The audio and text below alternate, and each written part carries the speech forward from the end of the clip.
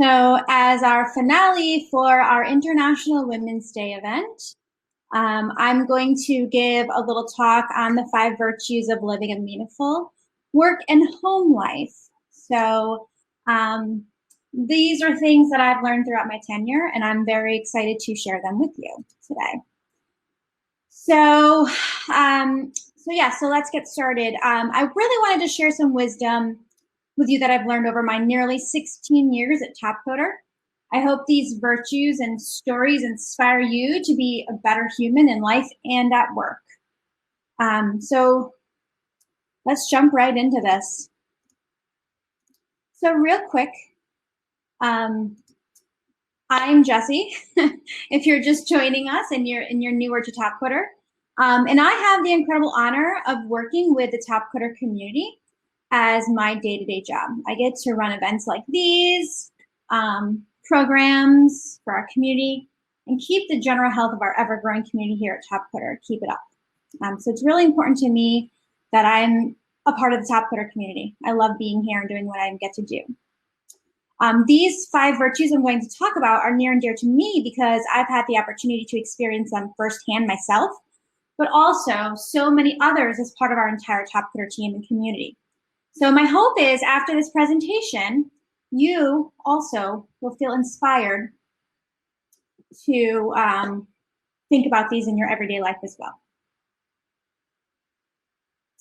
Okay, so jumping right in, gratitude. Noun, the quality of being thankful, readiness to show appreciation for fun, and to return kindness. So we all know what gratitude means, right? But I really want to take this one step further. So a Topcoder story, a designer who lost hope. Now, this is a true story, an actual email that was sent out. I joined about 20 challenges from Topcoder January to May. It was really frustrating because I didn't win any of those challenges, even the checkpoint prizes. I tried harder, but always failed. I didn't know why I was really bad at the time, and I said to myself, maybe it's time to go out of Topcoder, maybe it's time to stop, until Daniela Dara K sent me an email on May 16th, and then you also sent me an email on May 19th. This actually came from a colleague of mine. It woke me up once again. I know it's kind of an overwhelming situation, but it was true. Once again, I fought with myself. I tried to motivate myself to back to Topcoder and joined a challenge, and it worked. I won in 3rd place, and I also got 2nd place and in 1st place. So in conclusion, thank you so much for sending an email to me. I ignored it at first, but it was so priceless and woke me up from my sad sleeping story. Thank you so much. You too. I'm so proud to be at Topcoder. So that thank you email was just an incredible thing to see. And this story of this designer, it really resonates with me. So if you think about gratitude and how important it is, when is the last time you wrote a thank you note? It was ingrained in me at a very young age. We always had to write thank you notes, no matter what we were given. And it was so important for us to send them, but also to receive them. So think about every message you send, every email or phone call, add that thank you. Even if the person's not doing anything specifically for you, they're giving you their time, and that alone is really valuable. When something is completed or finished, send a note. Say thank you. I used to think that it was overwhelming to continually send thank you to people, but they want to hear that, we finished this task and you appreciate what you did. So please send that thank you note to wrap up. And above all, be genuine. So gratitude matters, but you have to be genuine about it. Really mean thank you when you say thank you. Next up, we have empathy, the ability to understand and share feelings of another.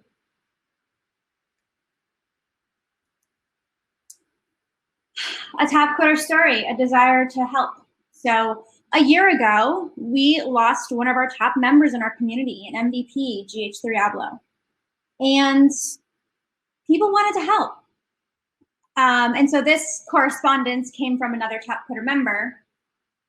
if we win this Design Month leaderboard, could you convert our prizes into money and send it to his family? We were close friends, more like family to GH3 Abloh. We would like to dedicate this Design Month prizes to his memory.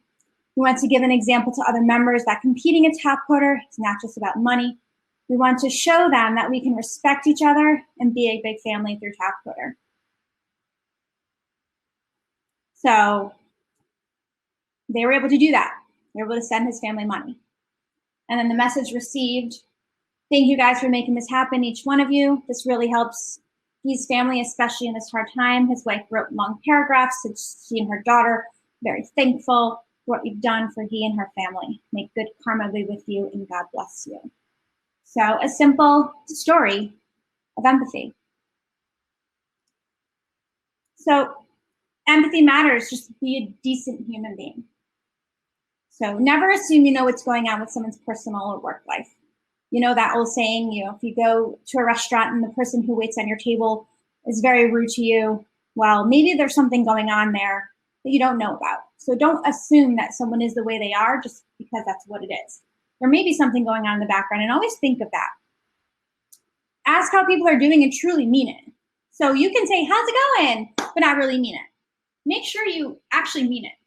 I've been trying really hard with my team to really ask these questions and really mean it before we start chatting in a meeting. I want to know how you're doing, what's going on, share how you are so we can help each other.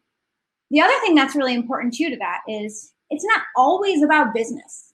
So before you go and email somebody or send them a Slack message asking for something, first, ask how they're doing.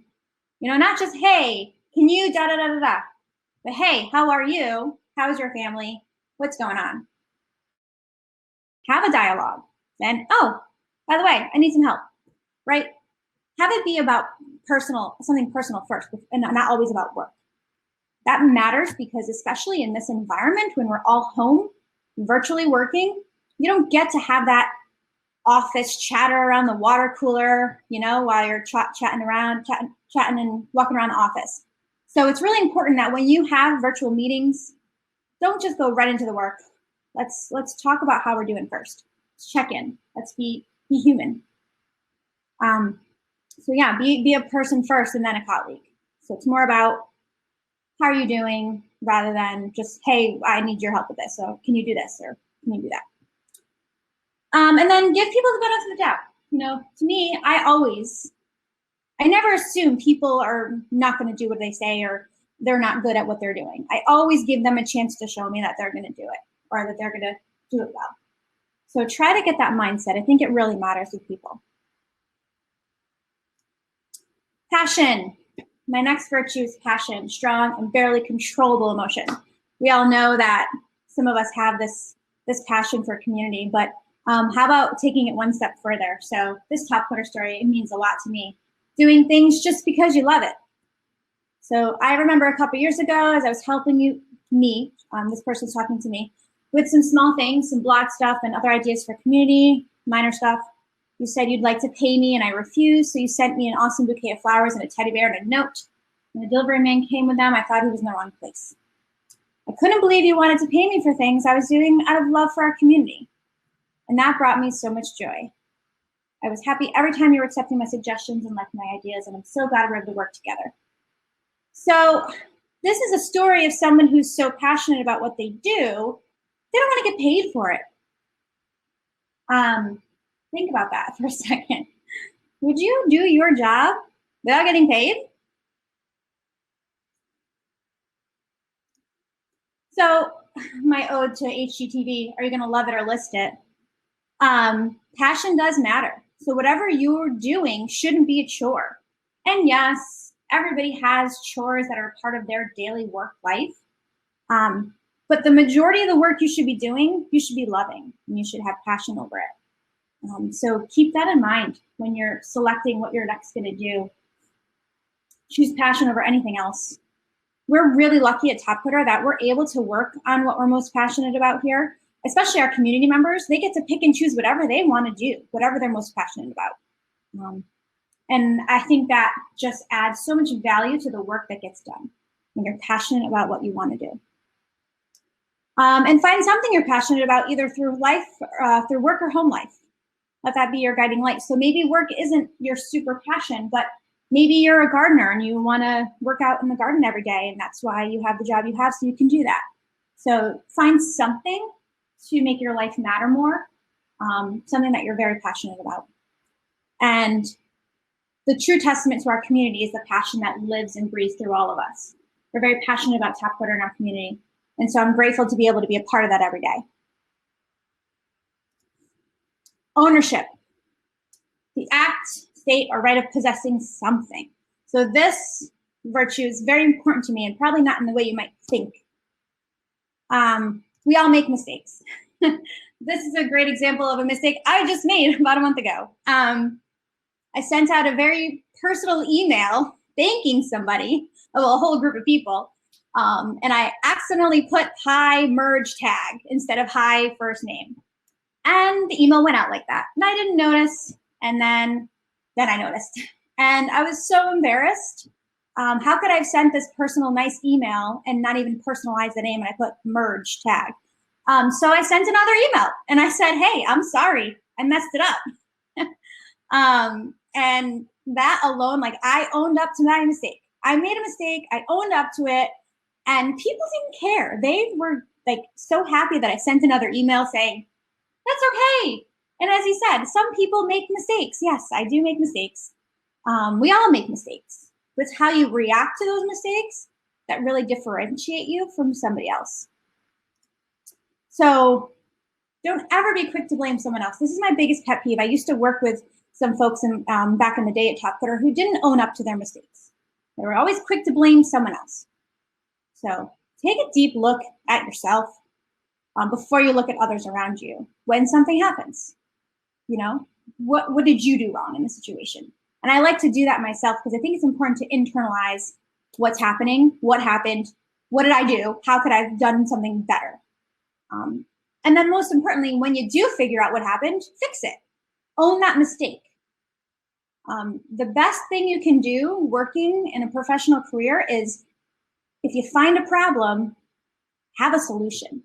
So don't just come to me with a problem, come to me with a problem and a solution. And I've learned that through my tenure at Topcoder with all the amazing mentors and folks that we have on this team. You know, they don't want to know the problem. They want to know the problem and your answer. And then finish what you start. Own the project from start to finish. Don't just do something and then let it go. Finish it. So ownership, to me, I think, is a really important virtue that maybe we don't think about that often in this way.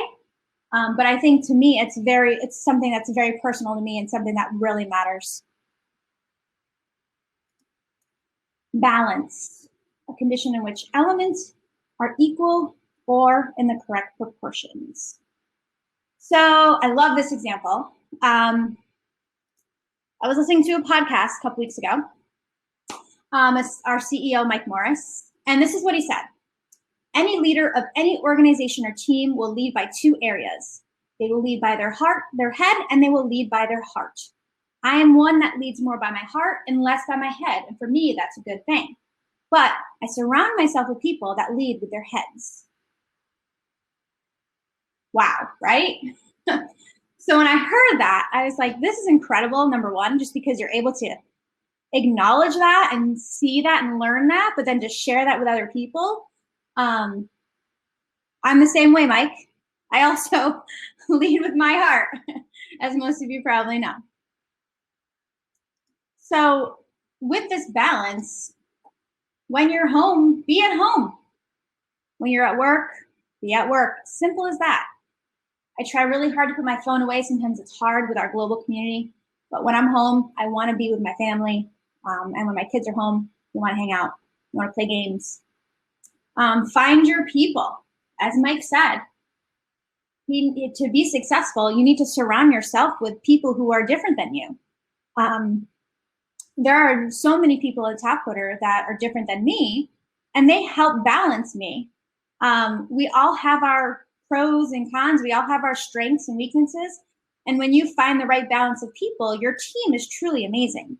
My team alone, we have people who have all works of life, and we do well together because we all bring something different to the table. And so the other great example is there's another one of my colleagues at Topcoder who thinks completely different than I do. We have a completely different thought process on every single thing we do. And my brain is no less worthy than his brain or vice versa. We are just as smart as each other, but we tackle things in completely different ways, and that balance helps us realize how things that we're missing, right? And how we can work better together and do better things. And so when you realize that these people that you're surrounding yourself with are different than you, take advantage of that. Take advantage of those people because that balance truly matters so you can be successful. And then always remember your priorities. This is a really hard one. I will not deny that, especially when you are a busy working mom or dad, right? And you have a big job to do, things, you're an important person and you have a lot going on. It's really important that you remember those priorities. So for me, it was the ability to say no to something. If someone booked me for a meeting, but I was picking my children up from school at the same time, having the empowerment to say, no, I cannot make this meeting because I want to be there when my kid gets in the car so I can talk to them about their day right away. That to me is a priority. My priority is my family. So I need to be able to know when to strike that balance. And so you need to think about those kind of things too. What are your priorities and how can you balance your work life around that? From 5 to 7, I'm not going to touch the computer or my phone because I want to be with the family. From 9 to 11, I'm going to sit with my husband and watch TV. So I'm not going to work then either. So things like that, find that balance, find your people, and remember those priorities. So with that, those are my 5 virtues. And I know that was really quick, but I wanted to make sure that it was quick. I think it's so important that these little tidbits are shared with you, and these are things you're thinking about in your life and when you're working. They're so simple concepts, really, but when you think about it in the examples that I shared, how can you take those examples and these virtues into your home work life? And I hope that they are able to make a difference for you.